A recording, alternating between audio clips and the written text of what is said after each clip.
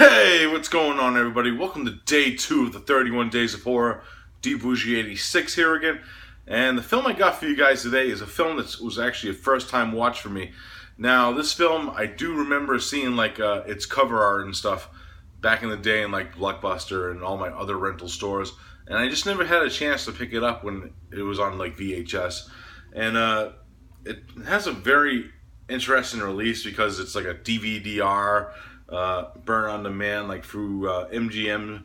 It's like a MGM limited collection, whatever that means. I don't know, but it goes by the title of Mom. This is a film from 1991, and it's a very interesting plot. Pretty much, we're introduced to our main setting with our main character of Clay, who's like this big up reporter who's visiting his mom when we first meet him. And we find out that his girlfriend is about to have a baby. So we have that going on. And then what ends up happening is we find out in that scene also that his mom is actually renting this room out that was his old room for rent. So she get some company and get some money in the process also. So what ends up happening is she rents this room out to this character named Nestor, who we find out is more than what he seems, pretty much. And what ends up happening is we find out Nestor is like this type of monster, and he ends up infecting Clay's mother with this disease and this monster disease that he has, and she starts to become a monster also. So what ends up happening in the film is pretty much Clay trying to stop his mother from becoming like this cannibalistic human-eating creature, pretty much, and feed her desires and try to stop her from eating people, pretty much, is the main plot of this one. Now, my thoughts on this film, very interesting watch, I have to say. There is comedy in this film, like I was reading on IMDb, it's labeled it as like a comedy horror film.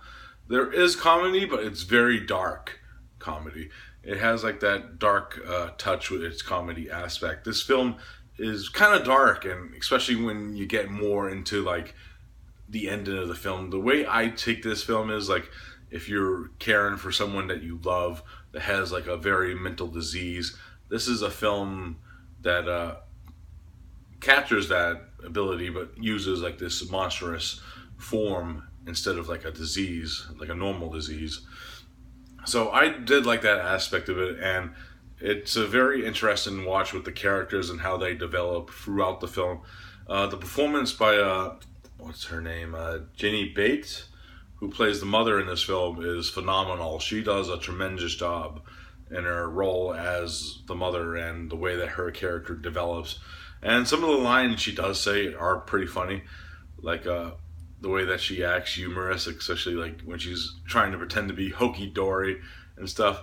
And there's some like funny moments throughout that. And plus we have Brian James actually makes an appearance in this film as Nestor, who's if you know Brian James, he has like that look to him where you recognize him. He's like one of those guys that you know who he is, but you don't know his name type deal in movies.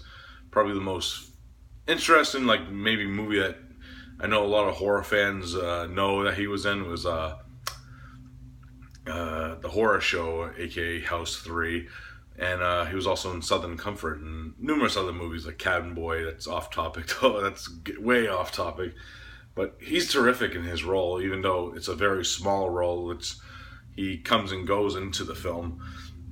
And pretty much what ends up happening is like there's some like humorous moments with like this hooker played by Stella Stevens, and it's very funny, especially with her character and how her character ends up, and just a lot of like crazy like outtakes. And I gotta say, like the effects of this film are really awesome. Like the creature and the transformation effects, like they do like a terrific job when you see like what these creatures look like when they're very, very fucking hungry.